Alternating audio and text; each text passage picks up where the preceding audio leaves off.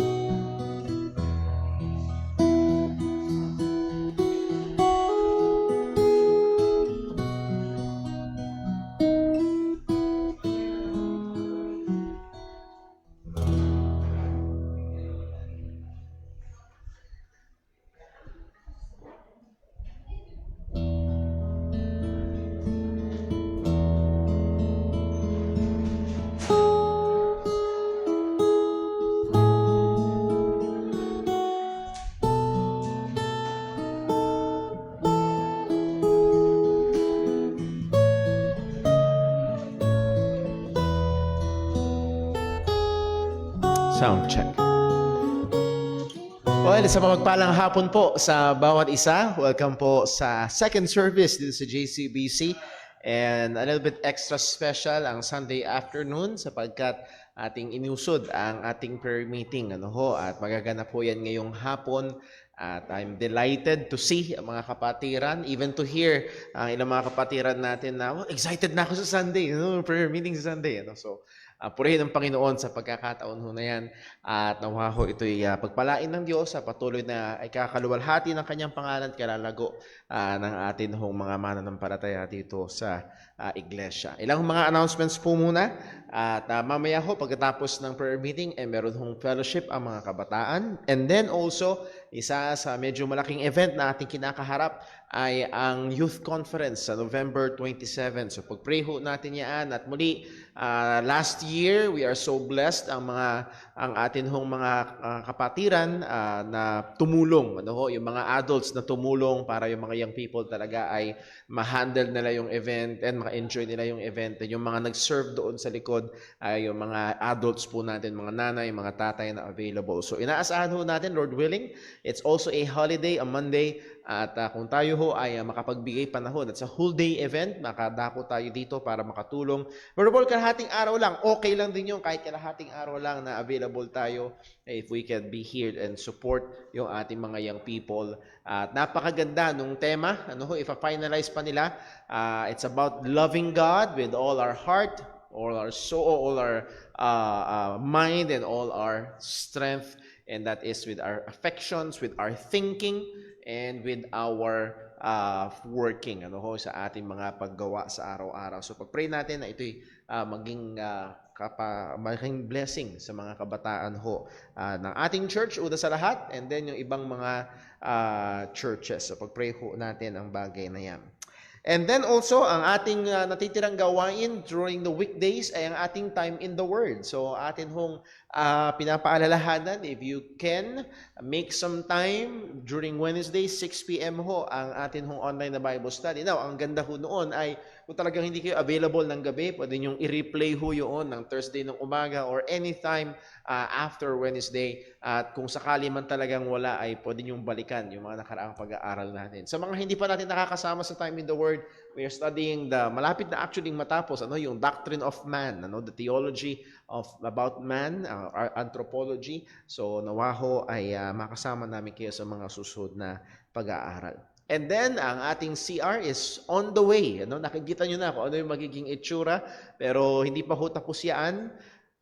Yung ibang pinto ay wala pa, pero then pipinturahan din yan. So talagang iba-brand new look natin yung ating CR. At tuwan-tuwa yung mga ladies na magkakaroon na sila ng salamin. For 13 years, halos wala salamin yung ladies. Ang kinakatakot ko lang doon, baka kailangan natin ng 30-minute break para doon. Huwag nawang mangyari. Pero nawaho ay ayun na ipatuloy na and I'm so blessed sa biyaya ng Diyos. Pinagmitingan natin yan, even kasama yung sweldo ng inyong pastor, pero ang church natin ay hindi madamot. Purihin ang Panginoon sa bagay na yan and maging sa pagsuporta natin sa ating mga kamanggagawa. So praise the Lord for that. Again, naka-print out yung ating church brochures. Kung gusto niyo mag-uwi, Brother Paul, maganda to. Meron akong gustong bigyan. Kuha lang kayo ng kopya. Gusto niyo dagdag na kopya, let me know. Pwede ko i-forward sa inyo yung soft copy. Pwede kayo mag-print kung may printer kayo sa bahay. Or kung sakali mang wala, sabihin niyo lang sa akin, Brother Paul, kailangan ko ng isang 50 kopya. Okay yan. Basta ipamimigay natin at gagamitin natin. Very much welcome. And also yung ating mga gospel tracts din po. With that, that covers our announcements. And nawaho ay pagpalain ng Diyos ang ating gawain ngayon sapagkat nakasalalay tayo. Hindi tayo nakasalalay sa mga yugyugan at mga umaatikubong awitan at sayawan. Hindi tayo doon nakasalalay. Nakasalalay tayo sa biyaya ng Diyos, sa pagkilos niya sa ating mga gawain. And for that, hingin natin ang tulong, gabay at pagsiyasat ng Panginoon. Tayo po ay manalangin.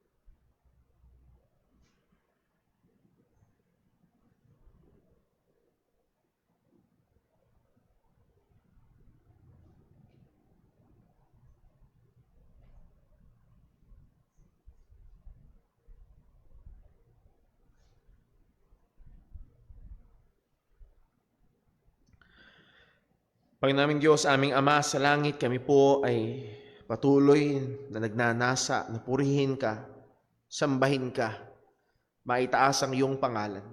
Lord, sa aming pagtitipon ngayon, tulungan mo nawa kami, Panginoon, na masamba ka sa Espiritu at katotohanan.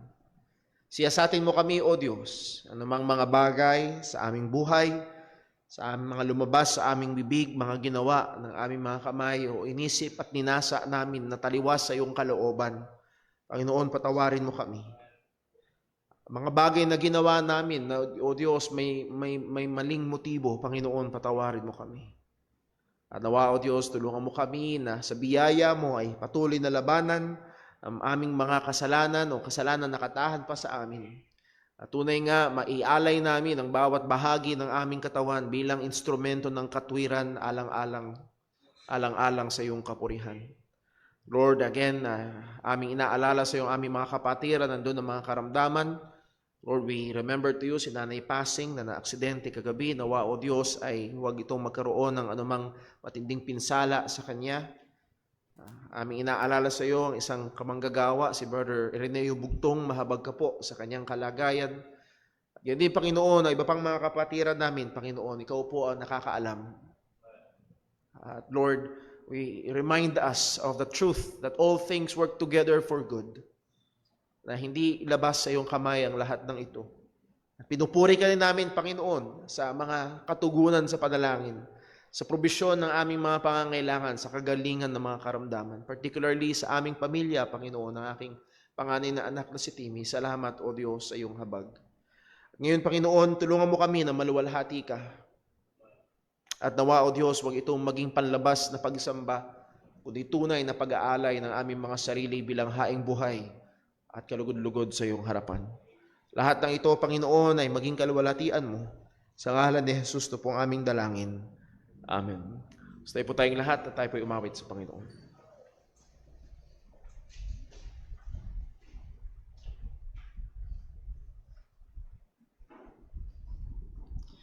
Tayo po umawit sa Panginoon. Awitin po natin, All Hail the Power of Jesus.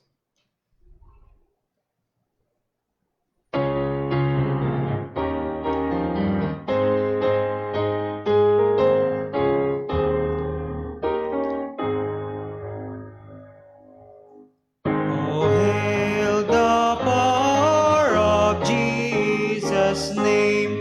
Let angels prostrate fall. Let angels prostrate fall. Bring forth the royal diadem and crown him. Crown him, crown him, crown him, and crown him Lord of all. You chosen saints of Adam's race, now ransom from the fall, now ransom from the fall. Hail him who saves you by his grace and crown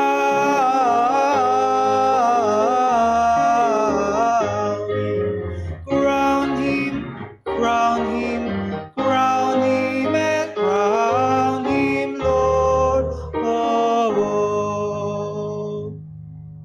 Our sovereign Savior, Lord and King, who reigns above us all, who reigns above us all.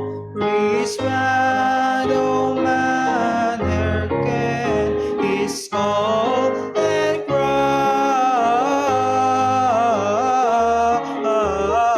him, crown him, crown him, crown him, and crown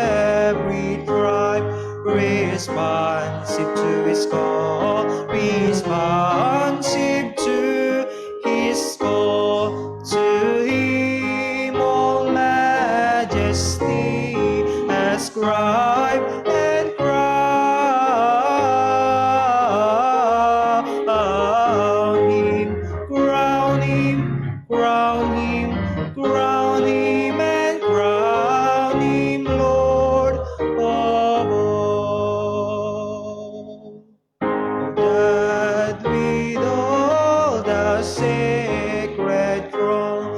We had His feet may fall, we had His feet may fall. We'll join the everlasting song and crown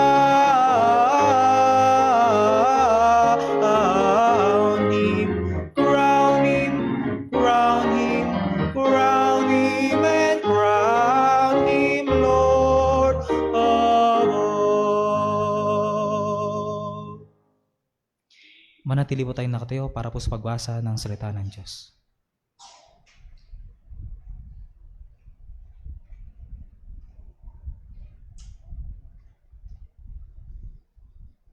Magandang hapon mga kapatid. Purihin ang ating Panginoon para po sa pagbasa ng kanyang mga salita. Atin pong basahin ang Santiago chapter 1 verse 1 to 4 and verse 12. Ready, read. Mula kay Santiago, lingkod ng Diyos at ng Panginoong Hesukristo, binabati ko ang 12 liping nagsikalat sa iba't ibang bansa. Ituring ninyong tunay na kagalakan, mga kapatid, kapag kayo'y dumaranas ng iba't ibang pagsubok. Sapagkat alam ninyo na ang pagsubok sa inyong pananampalataya ay nagbubunga ng katatagan, at dapat kayong magpakatatag hanggang wakas upang kayo'y dumating sa hustong gulang, ganap at walang kakulangan. Pinagpala ang taong nananatiling matatag sa gitna ng pagsubok, sapagkat kung siya'y magtagumpay, tatanggapin niya ang korona ng buhay na ipinangako ng Panginoon sa mga umiibig sa Kanya. Pagpalain po ng Diyos ang pagbabasa ng Kanyang mga salita. Tayo po ay magsiupo.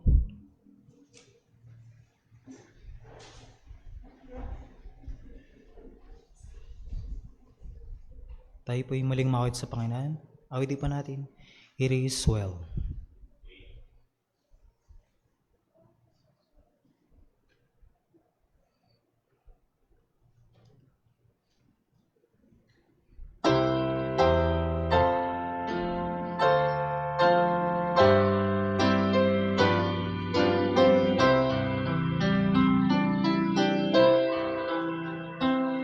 And peace like a river attended my way.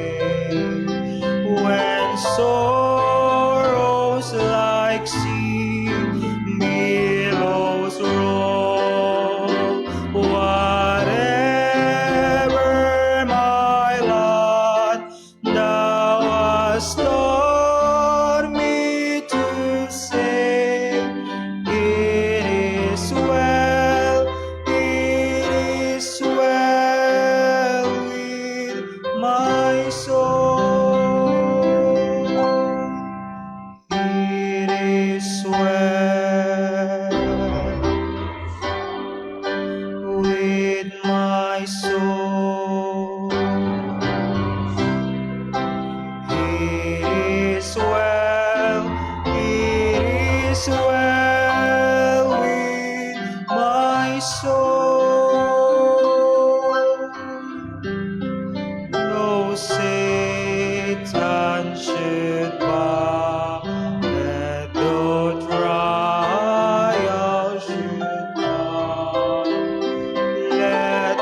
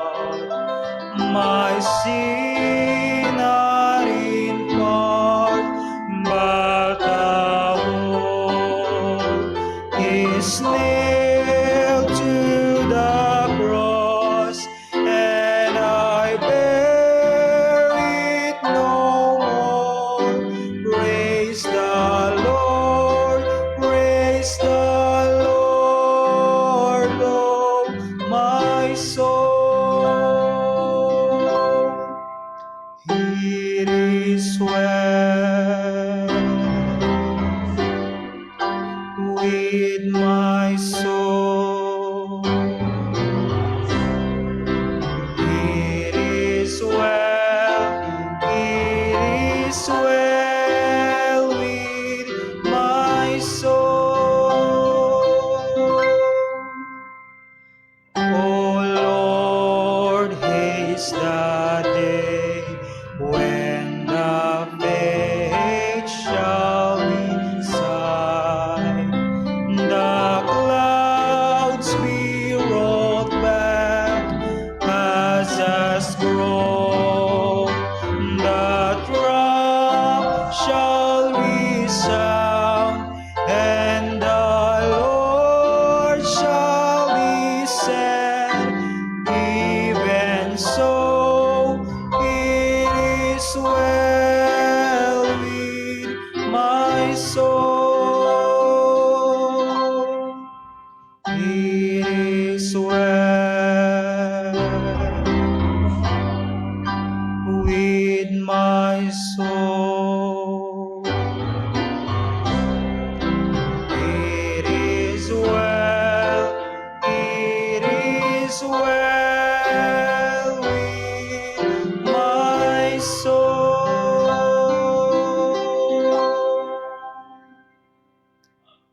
Tayo po'y magsitang lahat para po sa ating pagkakaloob.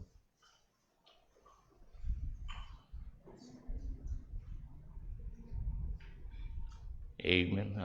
Sa ating pagkakaloob, basahin muna natin ang 2 Corinthians chapter 9, verse 6 hanggang 8. Sabay natin basahin. Ready, read. At ito ang ibig kong sabihin. Ang nagtatanim ng kaunti ay kaunti rin ang aanihin. At ang nagtatanim ng marami ay marami rin aanihin. Ang bawat isa ay magbigay ayon sa pinasya ng kanyang puso. Hindi nanghihinayang o napipilitan lamang sapagkat iniibig ng Diyos ang masayang nagbibigay. Kaya ang Diyos na pagkalooban kayo ng masaganang pagpapala sa lahat ng bagay upang maging masagana kayo sa lahat ng uri ng mabuting gawa habang pinupunan ang lahat ng inyong mga pangailangan sa tuwina. Amen. Let us pray, mga kapatid. Ama naming Diyos na sa langit, banal at makapangyarihan sa lahat, muli Ama, nandito ang iyong mga anak sa iyong harapan ng trono, Panginoon, muli kami nagpupuri at nagpapasalamat po sa inyo sa lahat ng biyaya na ibinibigay niyo sa amin, lalo-lalo Panginoon sa biyaya ng kaligtasan na yung ginawa sa amin na hindi karapat-dapat. Pero meron Panginoon, salamat po. Salamat din po sa inyong anak, ng aming Panginoong Jesucristo. Muli, nagbuhis ng buhay, alang-alang po sa amin. Panginoon, muli salamat sa pag-ibig niyo sa amin, Ama. Ngayon din, Panginoon, sa aming pagkakaloob, kayo po, Panginoon, ang maluwalhati. At nawa, Panginoon, ay ang mga pera na aming nakamtan, Panginoon, sa aming pagtatrabaho. Panginoon, alam namin, ang aming kalakasan, at ang aming nakukuha, Panginoon, profit dito, Panginoon, ay nanggaling din po sa inyo. Muli, salamat sa lahat ng biyaya na pinagkakaloob mo sa amin. Hindi po nyo kami pinagkukulang, Ama, sa mga pangailangan ng bawat isa. Lord, tulungan nyo po kami na maging halimbawa, Panginoon, sa pagkakaloob, Panginoon, sa umagang ito, sa hapong ito, Ama. Nawa, kayo po ang maluwalhati at pagpalain niyo, Panginoon, ang pera. Kundi, Panginoon, i-bless niyo ang bawat magkakaloob, Panginoon. Muli, salamat, Ama. Hindi po sa pangangaral ng iyong salita. Nawa, buksan niyo po aming mga tainga, ang aming mga puso, Ama. Nawa, umepekto to sa aming mga buhay, Ama. Tulungan niyo po ang inyong tagapangaral, Ama. Muli, salamat po. Doon sa among dalangin, sa pangalan lang po ng iyong bugtong na anak, aming Panginoong Jesucristo. Amen.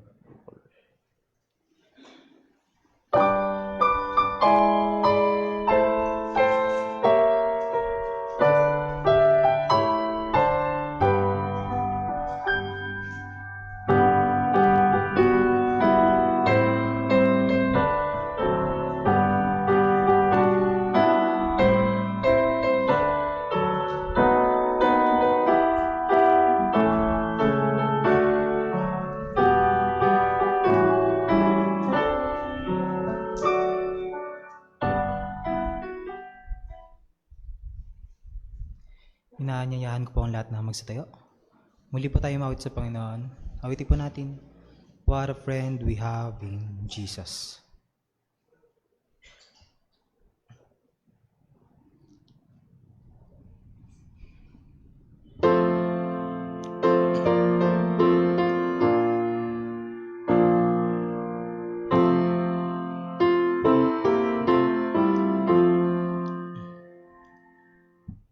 What a friend we have in Jesus, all our sins and griefs to bear. What a privilege to carry everything to God in prayer. Oh, what peace we obtain forfeit. Oh, what needless pain we bear. All because we do not carry everything to God in prayer. Have we trials and temptations? Is there trouble anywhere? We should never be discouraged. Take it to the Lord in prayer. Can we find a friend so faithful, who will all our sorrow share? Jesus knows our every weakness. Take it to the Lord in prayer. Are we weak and heavy laden? Comfort me the load of care. Precious Savior, still our refuge. Take it to the Lord in prayer. Do thy friends despise, forsake thee? Take it to the Lord in prayer. In his arms he'll take and shield thee. Thou wilt find a solace there. Magsisipo pong lahat.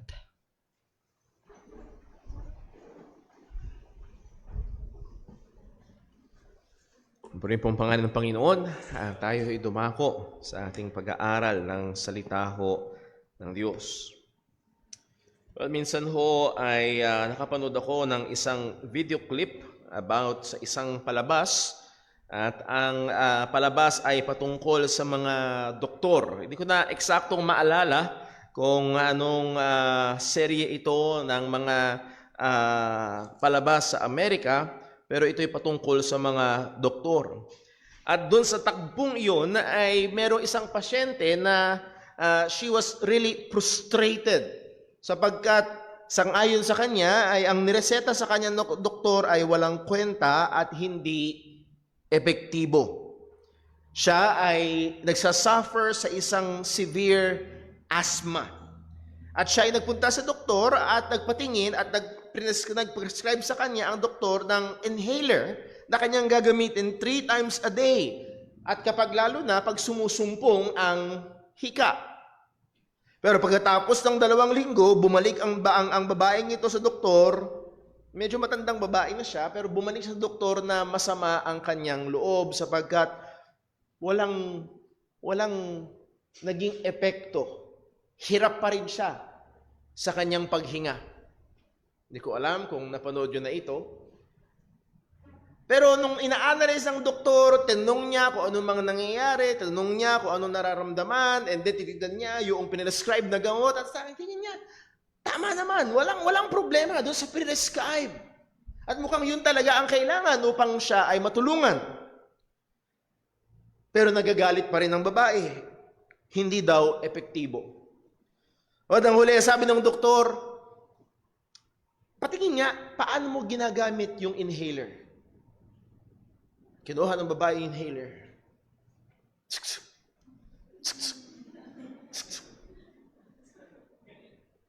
Ah. Kaya pala, sa mga hindi ho alam ang inhaler, dapat nakasubat. Kaya hindi nagiging epektibo sa kanya. Well, kaya po sinabi ho yan mga kapatid, mga kaibigan, sapagkat doon nastuklasan ng doktor at nakita niya kung anong problema. At nakita natin sa Romans chapter 8 verse 28, a very familiar verse para sa atin, that we read that it is all things work together for good. But kung magiging honest tayo mga kapatid, sometimes para tayong yung babae na nagrereklamo sa doktor and we are frustrated na parang hindi. Parang hindi to for good. Parang hindi maganda ang epekto. Parang mali yata ang prescription ng Panginoon. Now, nais ko sigurong kunin yung salita ng doktor mula sa kanyang mga bibig at tanungin ho tayo. Patingin nga, paano mo hinahandle, tinitignan ang mga pagsubok na dumarating sa iyong buhay. Sapagkat sa talata ho na ating binasa sa James chapter 1 verses 1 to 4, very familiar verses. At naging lalo itong pamilyar, itong mga nakarang araw, gaya nung marami na alam ho ng marami sa inyo since Thursday, nagkalagnat si Timmy, Friday, and even before that, ang aking asawa ho ay nagkakaroon ng problema sa kanyang pagtulog. And there are times, merong tagpo, hindi ko maalala kung nung Friday o nung Thursday, magkatabi kami sa lababo at naguhugas ng ang kamay. Count it all joy. Count it all joy. Hindi madali. Mahirap. Pero ito ang sinasabi ng salita ng Panginoon. At ako ho ay kumbinsido na kung sa biyaya ng Diyos ay matututunan ho natin ang tamang perspektibo at tamang pagtugon, or if I may use the word, tamang paggamit sa mga pagsubok na pinapahintulutan at binibigay ng Diyos sa atin, tunay nga, maaari natin ito paghugutan ng kagalakan. Tunay nga, ito ay makakabuti para sa atin. So atin hong pag-aralan ang proper perspective and response to trials, or a shorter title, Joy in Trials. Let's pray. Panginoong Diyos, aming Ama sa langit, tulungan mo kami. Lahat sa amin dito, Panginoon, ay hindi gusto na dumating sa mga time na mahirap, masakit. We exert effort upang maiwasan ang mga pagkakataon na ganon. Nevertheless, O Diyos, sa iyong soberanong kalooban at perpektong karunungan, sangayon sa iyong salita, Panginoon, ay dinadala mo ang iyong mga anak sa mga pagkakataon na tunay nga na makita namin ang aming kakapusan at masumpungan namin ang aming kapunuan sa iyo lamang. May mga pagkakataon, O Diyos, na mabuti sa amin ang dumaan sa mga pagsubok, mahirapan, upang lalo naming makilala ka at maging totoo sa amin, hindi lamang sa aming isipan, kundi sa aming mga buhay, ang iyong katotohanan. O Panginoon, nawa, tulungan mo kami, that we will be able to truly count it all joy. Pag dumarating kami sa iba't ibang klase ng pagsubok. Ingatan, gabayan mo kami. Lahat ng ito, O Diyos, ay mauwi sa kapurihan ng iyong pangalan. Ito ang aming hiling sa ngalan ng aming Panginoong Hesukristo. Amen. Well, mensahe na nais ko hong ating hugutin mula ho sa mga talatang ating binasa sa Santiago. At hindi ito yung unang pagkakataon, pero ito ho ay talagang nasa isip. Nasa isip ko itong mga nakaraang araw dahil nga sa kalagayan, naging kalagayan namin. A proper perspective and response to trials in life will cause a true believer to grow spiritually and should cause him to rejoice. Ang tamang pananaw at pagtugon sa mga pagsubok sa buhay ay magbibigay sa isang mananampalataya o gagawa sa isang mananampalataya upang siya'y lumago sa pananampalataya at ito ay magiging kagalakan niya. Balikan ho natin sa James, sa James chapter 1 verse 1, nagpakilala si James. Ang sabi niya, James, a servant of God and of the Lord Jesus Christ, to the 12 tribes of which are scattered abroad, greeting. So itong si James na ito ay ang kinikilalang ang si Santiago na kapatid sa laman ng ating Panginoong Hesukristo. If you remember, yes, hindi kinilala or hindi nagkaroon ng sexual union si Joseph and si Mary hanggang sa ipanganak si Jesus. Pero after that, ginawa nila ang ginagawa ng mag-asawa at sila ay nagkaroon pa ng mga anak. At ilan sa mga kapatid ni Jesus sa laman ay pinangalanan sa Gospels. At isa doon si Jude na author ng Book of Jude and isa doon si James na author nitong Book of James. At mababasa natin sa salita ng Panginoon, at first, hindi mananampalataya itong si James.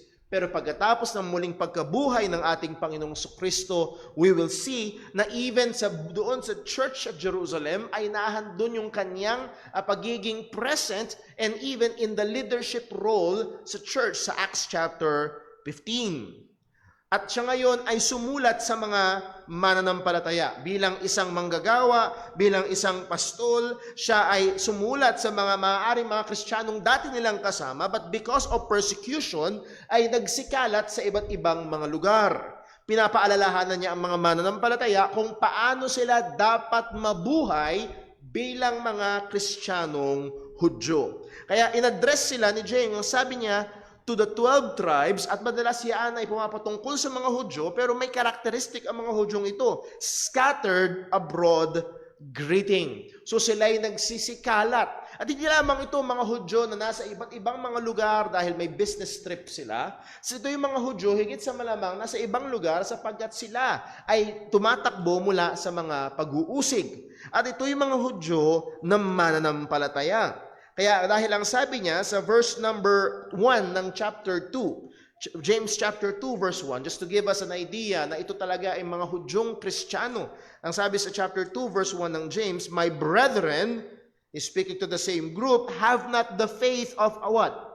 Of our Lord Jesus Christ. So these are 12 tribes scattered abroad who believe in Jesus Christ. So hindi ito basta mga Hudyo, ito'y mga Hudyong mananampalataya. At ang sabi ni ang sabi ni Santiago sa kanila, at ito agad yung kabungad-bungad ni Santiago, sapagkat alam niya kung merong pangunahin sa listahan, kung merong pangunahin sa isip ng mga Kristiyanong persecuted na ito ay ang kanilang kalagayan.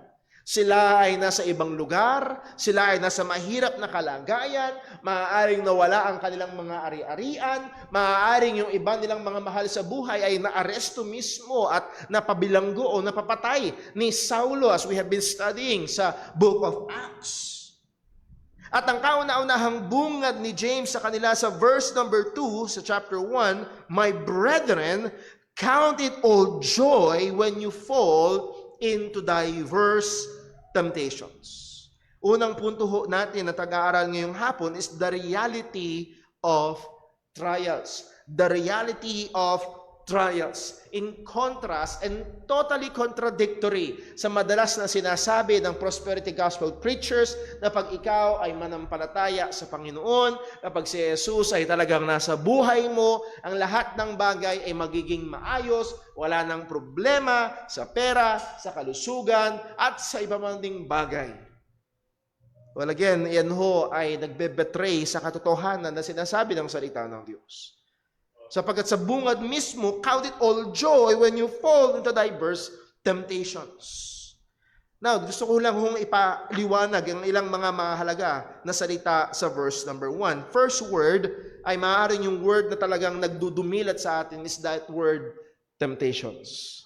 Ang word na temptation, pag tinag-aralan ho natin sa Greek, it can mean one of two things. Number one, it can mean trials, pagsubok, testings, proving.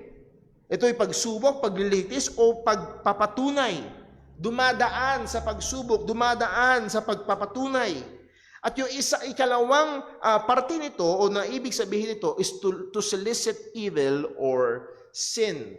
So it can mean na parang yung pamilyar sa ating word na temptation, parang tinetempt na magkasala. At yung kanta o tukso, layuan mo ako, at yun, yung word na tukso. But on the other hand, ginamit itong salitang temptation na ito sa Greek na maaaring ang ibig sabihin ay mga pagsubok. Now, narito ang katotohanan mga kapatid at ginamit ng Diyos ang isang mangangaral na umuwi na sa Panginoon, si Tim Keller, para parang maging, sabi ko, napakinggan ko sa kanya, oo nga in reality, everything that happens in our lives can either be a trial or a temptation. Lahat na nangyayari sa ating buhay, be it, quote and unquote, good sa ating mga mata or not, can be either a trial or a temptation. Anong pagkakaiba, Brother Paul? Well, a trial's objective is to sanctify us, and a temptation's objective is to make us sin. Ang purpose ng trial ay lalo tayong pabanalin. Ang purpose ng temptation is para tayo ay magkasala sa Panginoon. At ang sabi ni Tim Keller, and I agree with this, anything that happens can be either or. Let's say, something good. Na-promote ka sa trabaho. Bigla kang na-promote sa trabaho at nadagdagan ng 50,000 ang sweldo mo. Narinig niyo ba yun? 30,000, sabihin natin 20,000 ang sweldo mo, biglang nadagdagan ng 50,000. Biglang naging 70,000. Maaaring sasabihin niyo, well, that's very good. That's very good. Now, how will you respond sa nangyari na ito? Maaaring ito ay pagkakataon upang, as we have been reading every Sunday sa atin bago mag-offering, na tayo ay pwedeng pasaganain ng Diyos upang tayo ay sumagana sa gawang mabuti. To sanctify you. Na lalo kang maging aktibo sa pagtulong, maging aktibo sa paggawa ng mabuti. Or on the other side, pwede itong maging tukso. Marami na akong pera. Bibiling ko na yung gusto kong cellphone. Gukuha na ako ng gusto kong sasakyan. Kukunin na namin yung bahay na gusto namin. Puro material, puro material, puro material, puro material. I'm not saying ng material na bagay ay masama in itself. Nalalaman natin kung anong kalagayan ng ating mga puso sa mga ganung mga bagay. So naunawaan niyo yung ibig ko sabihin? Maaaring itong quote and unquote, mabuting bagay na ito ay lalong maglapit sa iyo sa Diyos o may tendency itong maglayo sa iyo sa Diyos. Baliktarin natin, hindi ka na-promote, natanggal ka sa trabaho. Hindi maganda kung hindi pangit. The same thing, itong pagsubok na ito ay maaaring lalo kang ilapit sa Diyos, or ito din ay maaaring oportunidad na ikaw ay matukso at magkasala. Maaari kang lalong mailapit sa Diyos at sasabihin mo, ang Diyos, ang aming kanlungan, siya ang magpo-provide, ginawa ko yung magagawa ko, pero talagang tumama ang pandemic, nawalan ako ng trabaho. Alam ng Diyos, hawak kami ng Diyos. Lalo kang natutong magtiwala sa Diyos. Lalo kang natutong manalangin. That's good. But on the other hand, pwede naman mangyari sa mananampalataya na pwede niyang sisihin ng Panginoon, pambihira. Panginoon, ang sipag ko namang mag-church, ang sipag ko naman sa may ministry pa ako. Talaga naman, bakit mo hinayaan ako ang mawalan ng trabaho? So in all of these events, it can be an opportunity for sanctification or a temptation to sin. Pero dito sa passage na ating binabasa, Hindi ito nakakonsentrate sa either or, kundi ito'y nakatingin lamang sa mga pagsubok, sa mga bagay na maaaring sa mata natin, ito ay hindi maganda. As we have been reading, or as we have studied for the last 3 Sundays, sa 2 Timothy chapter 1, verse 8, na dumarating talaga sa buhay ng mananampalataya ang mga pagsubok, ang mga pag-uusig dahil sa pananampalataya natin bilang mga Kristiyano. And we are not exempted. Actually, we are made more prone sa mga masamang bagay dahil tayo ay mananampalataya. As Paul said kay Timothy, verse 8, 2 Timothy chapter 1, "Be not thou therefore ashamed of the testimony of our Lord, nor me his prisoner, but be thou partaker of the afflictions of the gospel according to the power of God." If we are true believers at daladala natin ang Ebanghelyo ni Kristo at ibinubuhay natin ang Ebanghelyo ni Kristo, ito'y nag-aanyaya ng mga pag-uusig. Imbis at kabaligtaran ng sinasabi again ng mga prosperity gospel preachers, ang sabi ng ating Panginoong Yesus sa John chapter 15 verse 19, ang sabi niya, "If ye were of the world would love his own. But because ye are not of the world, but I have chosen you out of the world, therefore the world hateth you." Dahil tayo ay pinili ni Kristo, tayo ay naging tupa, tayo ay mga tupa ni Kristo, ang sabi ng salita ng Diyos, kamumuhian tayo ng sanlibutan. Kung merong most persecuted group of people sa mundo in history, these are the Christians. Mga mananampalataya ni Jesus. As we have said minsan, bakit di nila ginagawa to sa mga Muslim? E di binomba sila. Pero ang ating Panginoon ay nag-utos, mahalin mo ang iyong kaaway. Pag nagugutom ang iyong kaaway, bigyan mo ng pagkain. Pag nauuhaw, bigyan mo ng tubig. Sa verse 20 ng John chapter 15, "Remember the word that I said unto you, the servant is not greater than his Lord. If they have persecuted me, they will also persecute you." At ano ba ang ginawa nila sa ating tagapagligtas? Ipinako nila sa krus. So from there, we can expect how will the world treat us as Christians. Muli, ito ang matinding falsehood ng mga prosperity gospel preachers na pag lumapit ka kay Kristo at sapat ang iyong pananampalataya at basta magbigay ka lang ng malaki sa kanilang ministry. Actually, yun yung pinakamalaking effect. Kahit hindi malaki ang iyong pananampalataya, basta malaki ka magbigay. Magpaparain ka ni Lord. Wala kang magiging problema, magiging successful ka, lahat ng desire mo ay mangyayari, yung mga dreams mo ay matutupad. You will gain worldly fame, comfort, and riches. Pero hindi ito ang pangako ng ating Panginoon. Napag-aralan natin yung nakaraan sa Romans chapter 8, ang mga Kristiyano ay hindi exempted sa mga normal, and using the word normal difficulties of life. Ang hindi Kristiyano nagkaka-cancer, ang Kristiyano nagkaka-cancer din. Kanina lamang ay nabasa ko ang post ni Sister Bugtong, asawa ni Brother Ireneo Bugtong. Siya ay pastor sa, saan ba si Brother Ireneo? Saan ba si Brother Boggs, Brother Daryl? Saan nagpapastor si Brother Boggs? Somewhere sa Bisaya. Iloilo. Okay? Dati ko siya naging teacher dyan sa Santa Mesa. Kaka-opera lang niya. Ngayon, may nakita pang mga dagdag na polyps. At baka ma-operahan daw siya ulit. Again, hindi exempted ang Kristiyano. Sa aksidente, na-aksidente ang hindi Kristiyano, na-aksidente ang Kristiyano. Bumabagsak ang negosyo ng hindi Kristiyano, bumabagsak din ang negosyo ng Kristiyano. Hindi guaranteed ang pagiging Kristiyano na wala kang mararanasan na pangit sa buhay. So in the normal sufferings, because we live in a world that is affected by sin, hindi tayo apektado. And then dagdag pa yung katotohanan na tayo ay mga mananampalataya ni Kristo at kung inusig nila si Jesus, anong gagawin ng mundo sa atin? Actually, mas maaasahan ng mga mananampalataya ang doble at higit pang pagdurusa bilang mga mananampalataya ni Kristo. The second word, so the first word is that word temptation. Mga pagsubok. At dito sa Book of James, sila talaga ay sinusubok dahil sa mga pag-uusig.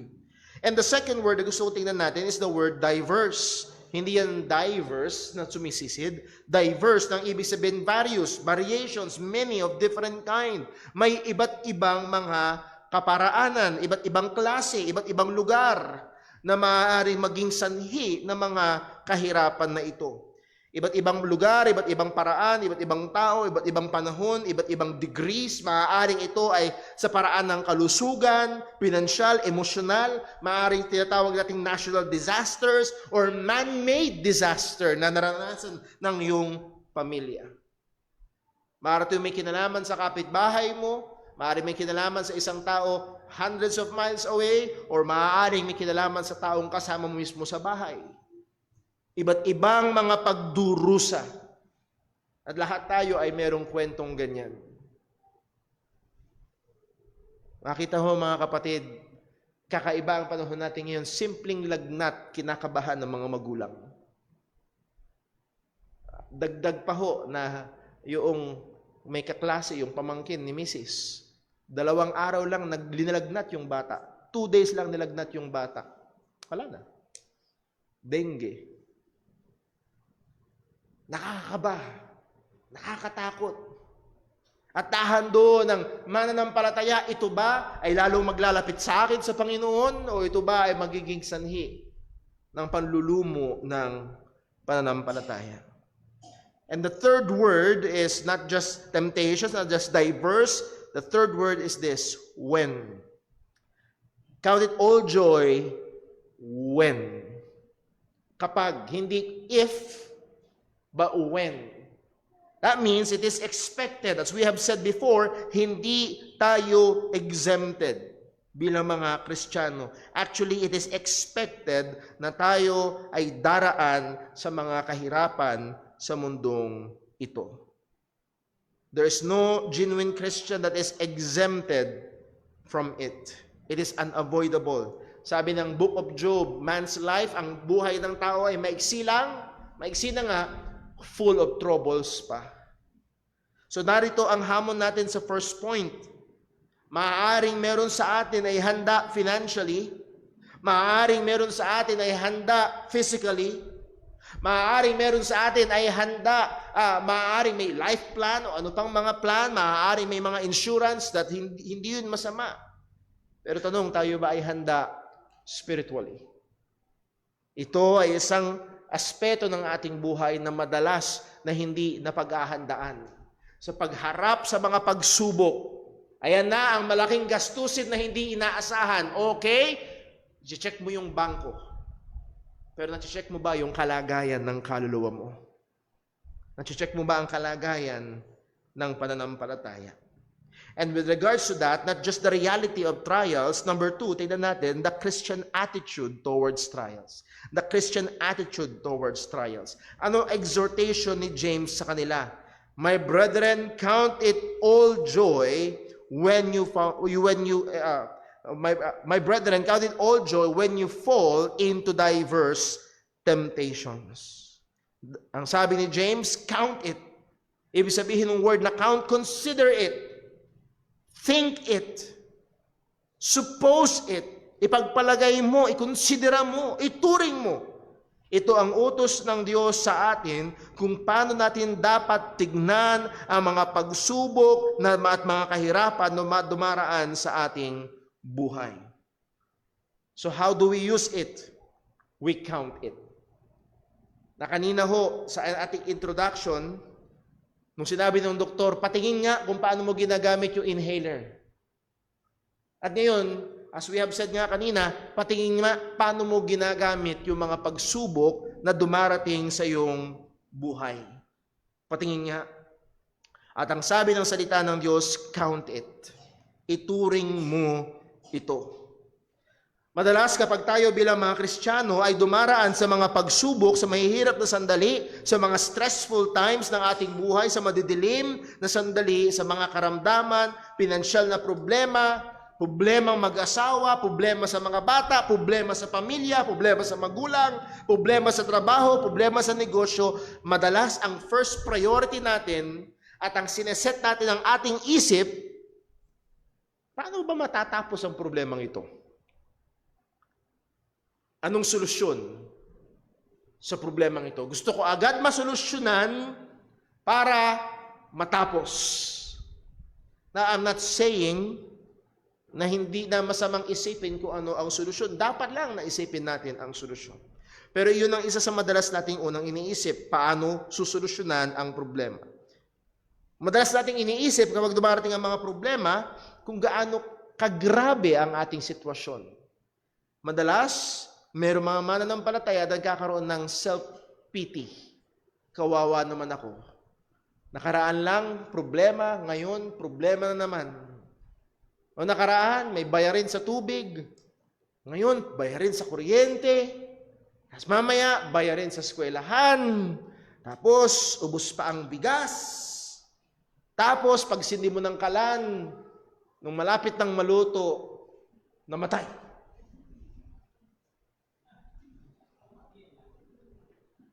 Kawawa naman ako. Tapos kakalabitin ka ng anak mo, mama, baon. Na maaaring naranasan ng iba sa atin. At maaaring ang sinasabi ng iba, pat naman ganito, patong. Yung iba, ang laman ng kanilang kaisipan ay sino ang sisisihin? Bihira, kasalanan to nung asawa ko eh. Bihira, kasalanan to nung boss ko eh. Kaya dapat ako yung na-promote eh. Ako yung mapopromote eh. Kaya ako binili yung hulugang cellphone kasi inaasahan ko mapopromote na ako eh. Binili lang yung sisi, wala pa yung itlog.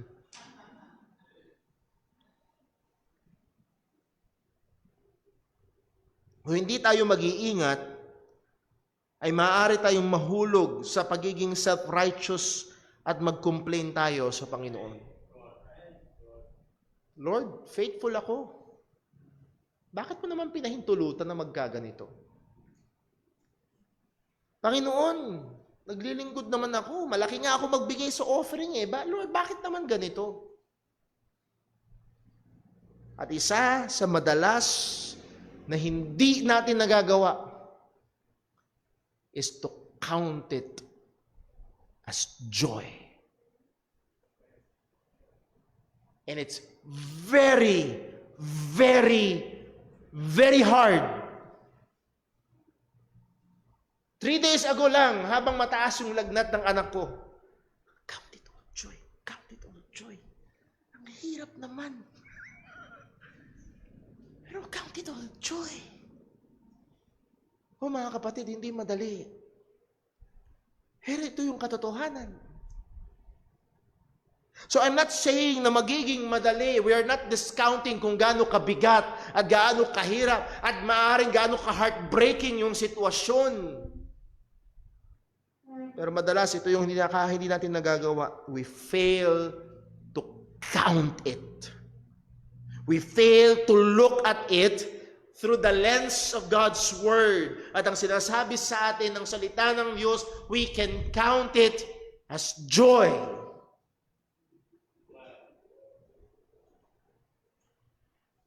Madalas, nakakalimutan natin na ito ay may kinalaman sa ating pananampalataya.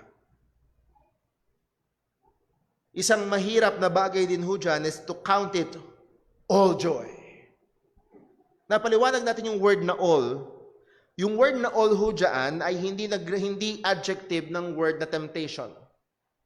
Yung all ho dyan ay adjective ng word na joy. All joy.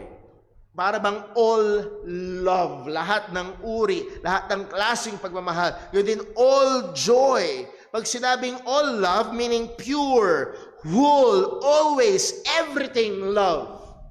Para bang, bibili ka ng gatas ng kalabaw, puro. Lahat ba to gatas ng kalabaw? Baka may halo. At ganun din, all joy, lahat ay kagalakan. Everything, always, pure joy. And again, paalala ko lang ho, not happiness, dahil may mga pagkakataon na hindi ka talaga nakangiti. Darating ang pagkakataon na habang umiiyak ka, sa puso mo pa rin ay merong kagalakan mula sa Panginoon. Muli, I'm not denying kung gaano kasakit, kung gaano karaming luha, kung gaano katinding heartache, kung gaano kadalim yung lungkot na iyong nararamdaman o yung pinagdadaanan on many kinds of trials.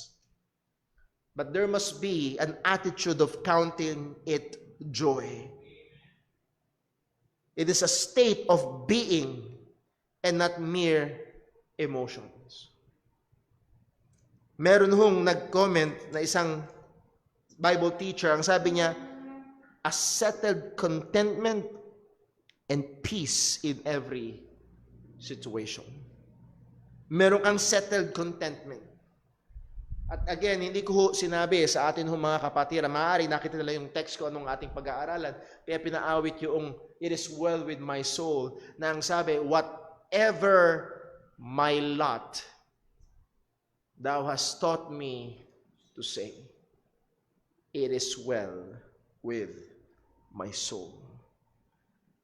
Now, this is not mere optimism. Na, well, maayos din ang lahat. At mayroong mga Kristiyano, yun ang pananaw. Yun ang faith nila. Maayos din lahat. Kung may sakit ka, sasabihin nila sa'yo, gagaling din. Kung may problema ka sa anak mo, sasabihin nila sa'yo, maayos din yan. Kung meron kang bayarin, mababayaran. They're just mere optimism. Pero mga kapatid, itong pinag-aaralan natin ay hindi basta mere optimism dahil may mga times na hindi kalooban ng Diyos na gumaling. Si Apostol Pablo nanalangin sa Diyos 3 times na alisin yung tinik sa laman. Pero hindi inalis ng Diyos. Ang sabi lang ng Panginoon sa kanya, sapat ang biyaya ko sa iyo. Paano pag hindi umuwi yung nagleyas na anak? Paano pag hindi nagbago yung asawa? Paano pag cancerous yung bukol na tinanggal?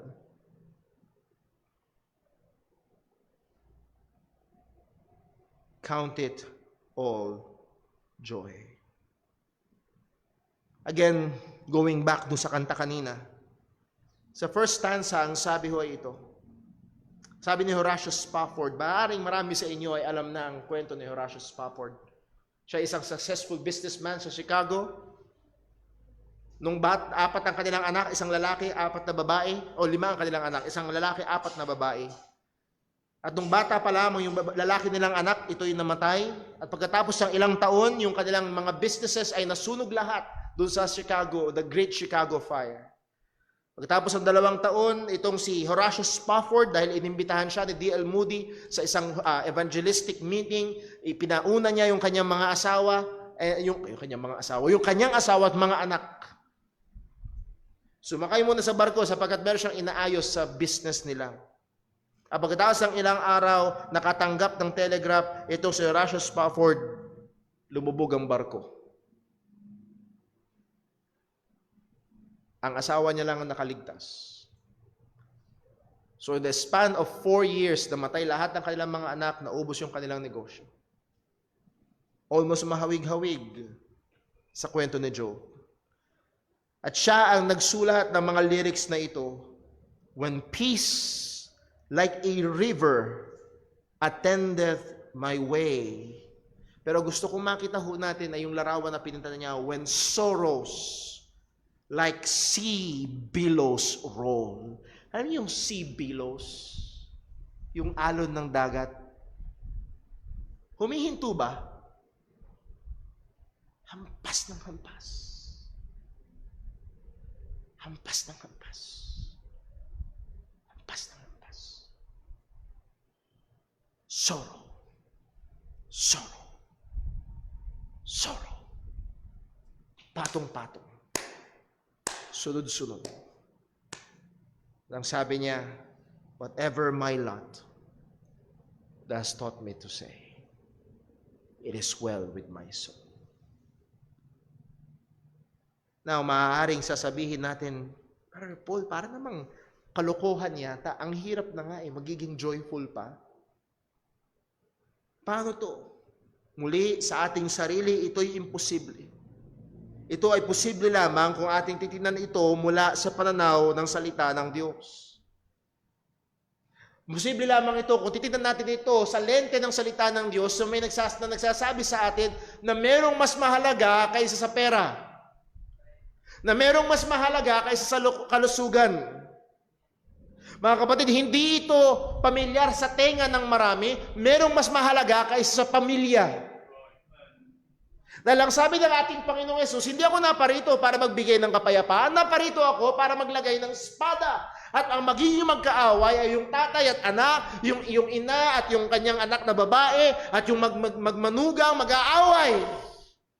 Dahil kay Kristo. Anong sinasabi? Merong mas mahalaga kaysa sa mga bagay na ito. Sa verse 3, makikita natin kung paano mangyayari na ituturing natin itong kagalakan. The purpose of trials. Verse 3, knowing this. And we have pointed out sa ating mga nakaraang pag-aaral, it's very, very important na ang humahawak sa atin, listen, ang humahawak sa atin na hindi ang ating emosyon, kundi ang humahawak sa atin ay yung katotohanan na nalalaman natin. At dito ipinako ni Santiago, how can we count it all joy? Knowing this, that the trying of your faith worketh patience. This joy is founded in the truth that you know that the trying of your faith, itong diverse temptations, itong iba't ibang uri ng mga pagsubok, kahirapan na yung pinagdadaanan, is a trying of your faith. Hindi lamang ito pagsubok sa iyong pisikal na kakayahan, hindi lamang ito pagsubok sa relasyon, hindi lamang ito pagsubok sa pinansyal o sa mga anumang kaparaanan na meron ka. Ito ay primarily, anything na dumarating ay primarily pagsubok ng pananampalataya. At susubukin ng pananampalataya natin. At meron dalawang partikular na masasabi nating benefit sa pagsubok ng pananampalataya. Una, makikita mo kung ito ay totoo o hindi. Sa Matthew chapter 13, verse 20 hanggang verse 21, merong dagli ang tumanggap ng salita ng Diyos. Basahin na lang ho natin sa verse 20. But he that received the seed in the stony place, the same is he that heareth the word and anon with joy receiveth it. Napakinggan ang salita ng Diyos. Talagang tuwang-tuwa, tinanggap pa ito. Tinanggap ito na may katuwaan. Verse 21, yet hath he not root in himself, but dureth for a while. Panumandalian lamang. Bakit daw? For when tribulation or persecution ariseth because of the word, by and by he is offended. Dumating ang pagsubok dahil sa pananampalataya. Ano nangyari? By and by. Hindi, bye-bye. Wala na. O mga kapatid, nakakatakot. Pero pag dumating kaya ang pag-uusig dito sa Pilipinas, aarestuhin ka kapag may Biblia ka. Kukumpiskahin, ikukulong ka. Gaanong karaming pastor sa kasaysayan na kinulong, pinaalis, in exile, dahil ayaw nilang ikompromiso ang pangangaral ng salita ng Diyos. O mga kapatid, dumarating ang pag-uusig dahil sa pananampalataya. At maaaring masumpungan na ito, ang pananampalataya mo ay hindi totoo, or sa kabilang banda, masumpungan mo na ito ay totoo.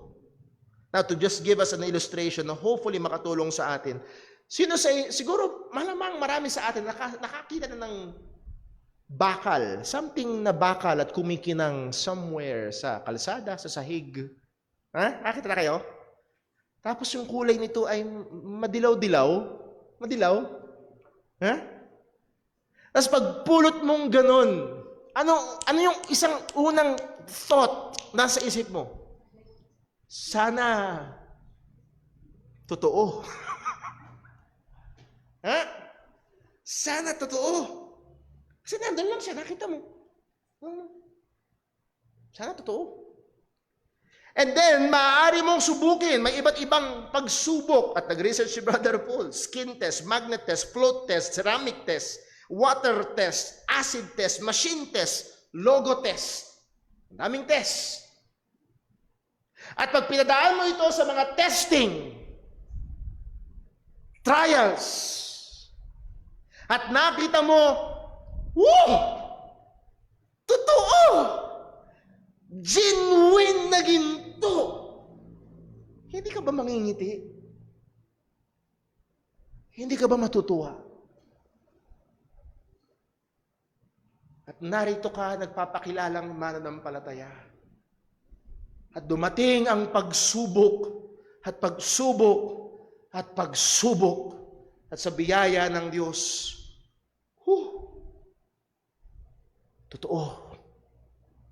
Hindi joke, hindi bukang bibig lang, kundi totoo. Hindi ka ba magagalak na nasumpungan mo na totoo ang iyong pananampalataya? Pangalawa, maaari mo itong maging kagalakan kung nasumpungan totoo ang iyong pananampalataya. Isa pa ang bagay na masusumpungan mo sa mga pagsubok na ito na titindi, lalakas, uunlad ang iyong pananampalataya sa Panginoon. Ang isang tunay na mananampalataya kapag siya ay dumaraan sa iba't ibang mga klaseng mga pagsubok ay lalong lalapit sa Diyos sa panalangin, lalong magbibigay panahon sa salita ng Diyos, lalo niya makikilala ang Panginoon, lalo siyang aasa sa Panginoon at masusumpungan pagkatapos ng mga bagyo, lalo siyang naging matibay na Kristiyano. Bakit sure ito? Sapagkat ang sabi ng salita ng Panginoon sa Philippians 1:6, being confident of this very thing, that He which hath begun a good work in you will perform it until the day of Jesus Christ. Ang Diyos na nagsimula ng mabuting gawa ay patuloy na gumagawa sa iyo. At ang sabi ng 1 Corinthians chapter 1 verse 8, ang sabi, who is God, God shall also confirm you. And that word confirm meaning to render you constant, unwavering, to strengthen or to establish you. God will strengthen you unto the end, that ye may be blameless in the day of our Lord Jesus Christ. So Romans chapter 5, sinabi ni Pablo ang almost ka-echo ng sinabi ni James. Sa Romans chapter 5 verse 3, ang sabi ni Pablo ito, and not only so, but we glory in tribulations also. We glory, we rejoice in tribulations. Bakit? Knowing that tribulation worketh patience, and patience experience, and experience hope, and hope maketh not ashamed, because the love of God is shed abroad in our hearts by the Holy Ghost, which is given unto us. Nakita natin yung progress. Yung progress na ginagawa ng mga pagsubok sa buhay ng mananampalataya, ito ay nagpapalago, nagpapatibay. So how can you be able to count it all joy? Because when you look at it spiritually, kung ikaw ay tunay na mananampalataya, masusumpungan mo na mga problemang ito ay gumagawa upang lalo kang ilapit sa Diyos at hubugin sa wangis ni Kristo. Now, may paalala si Santiago sa verse 4. But let patience have her perfect work, that ye may be perfect and entire, wanting nothing. At ang punto ng bandang dulo, wanting nothing, walang kulang, maturity, paglago. Now, meron sinabi diyan, but let patience have her perfect work in you. Kapag dumarating yung trials and sufferings, mga problema dumarating sa ating buhay, ang natural tendency natin is to avoid it and to get rid of it. And yes, and we should. Hindi natin sinasabing huwag solusyonan ng problema. Pero narito ang mahalaga, ang sinasabi sa atin ng salita ng Diyos sa pamamagitan ni James, that in times of troubles, in troubles of life, we must have spiritual consciousness. Ano ang nagiging epekto nito sa akin spiritually?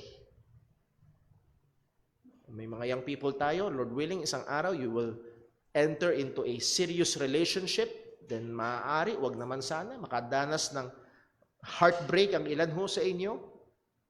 Anong epekto nito? Paano gumagawa sa iyong pananampalataya? Pero madalas mga kapatid, kung hindi tayo magiging maingat, we are spiritually unconscious pag may mga problema. Ang iniisip lang natin yung problema. Sabi nga ho ni John Piper, doon sa kanyang maliit na libro, I would like to commend that very small booklet sa inyo, Don't Waste Your Cancer. Sabi ni, yung isang punto doon, you will waste your cancer kapag nagbasa ka ng napakaraming bagay patungkol sa cancer, pero hindi ka tinulak ng cancer na magbasa ng salita ng Diyos.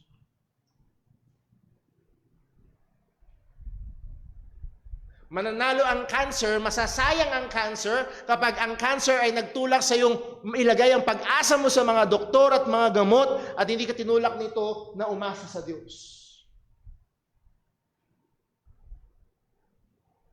Let patience have her perfect work in you. Mga kapatid, habang may mga problema na matagal, yes? Yung iba, solusyon sa problema, mabilis. Pero meron mga problema matagal. At habang naghihintay ka, habang nagtitiis ka, let it work in you spiritually. Let it push you to Christ. Let it push you to prayer. Let it push you to the Word of God. Na lalo tayong malalapit sa Panginoon at lalago sa pananampalataya. And lastly, hindi magtatagal, the blessedness of those who endure.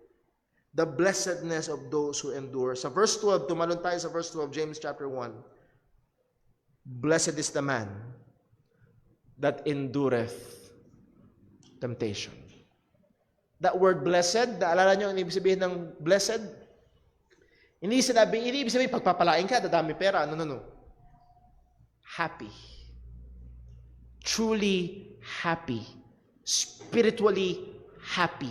Godly happy is the man that endureth temptation. Why? For when he is tried, he shall receive the crown of life which the Lord hath promised to them that love him. Muli, hindi ko minamaliit yung sakit, yung bigat, yung hirap. Pero ikaw na mananampalataya na dumadaan sa pagsubok, may oportunidad ka. May oportunidad ka na maluwalhati ang Diyos sa pamamagitan ng crown na matatanggap mong gantimpala mula sa Kanya.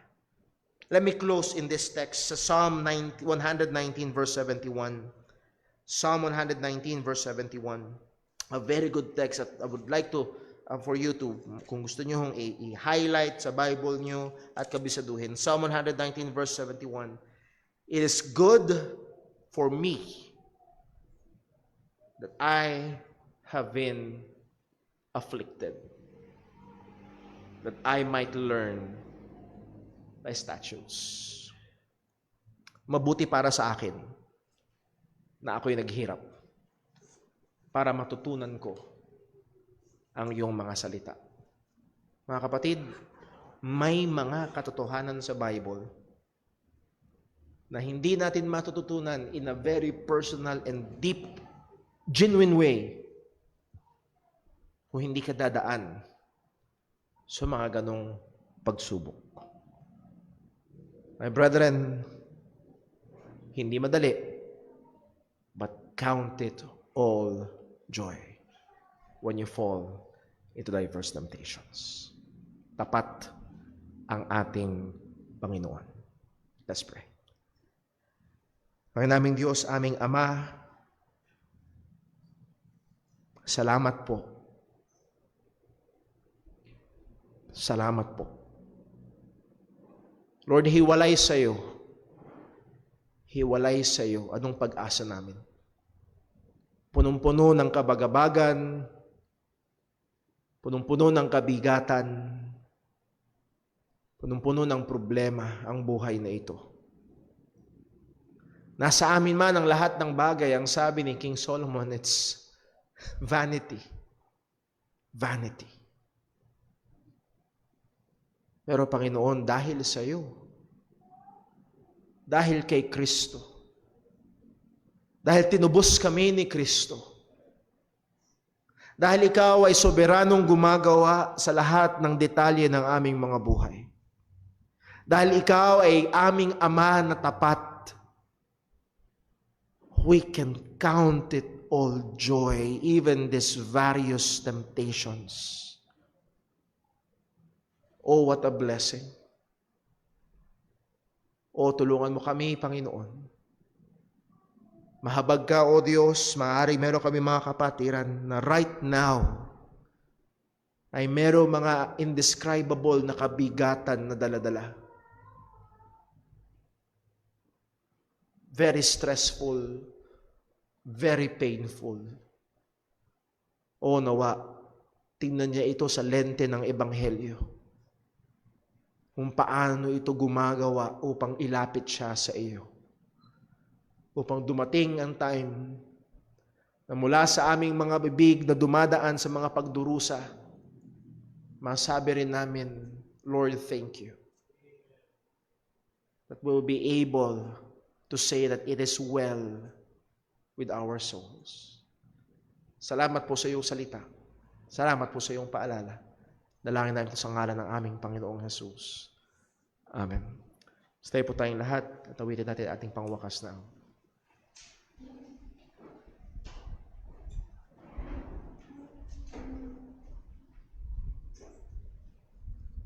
Tayo po yung mawit sa Panginoon. Awitin po natin, I must tell Jesus.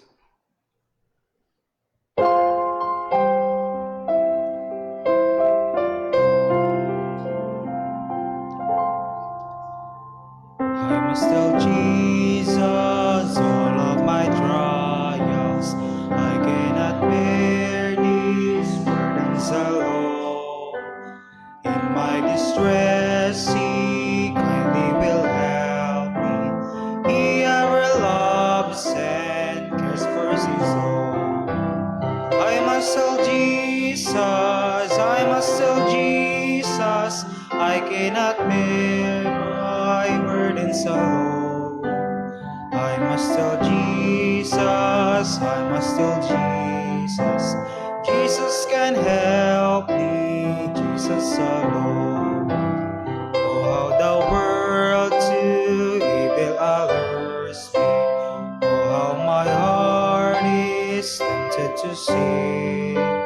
I must tell Jesus, and He will help me. Over the world, the victory to win. I must tell Jesus, I must tell Jesus, I cannot bear my burdens alone.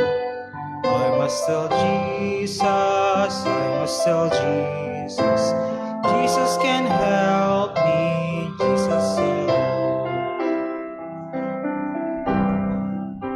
Purihin po ang pangalan ng Panginoon. Again, mga kapatid, pagbulayan natin ang mga salita ng Diyos na ating napag-aralan sa buong maghapon at patuloy nawa na ito'y maging ilaw natin sa ating mga hakbangin at desisyon. Saan man tayo nilagay ng Diyos, patuloy tayong maglingkod at maging maliwanag na ilaw at maalat na asin. Patuloy tayong maging instrumento at tagapaghatid ng Ebanghelyo ng ating Panginoong Hesukristo. Dito po nagtatapos ang ating gawain at nawa ang pagmamahal ng ating Ama, ang biyaya ng ating Panginoong Hesukristo at ang kapangyarihan ng banal na Espiritu sa bawat isa sa atin. Patuloy nating luwalhatiin ng Diyos sa lahat ng paraan at sa lahat ng ating ginagawa. God bless po. Magandang hapon. We are now dismissed. After 15 minutes ay sisimulan ho ang ating prayer meeting. We'd like to invite you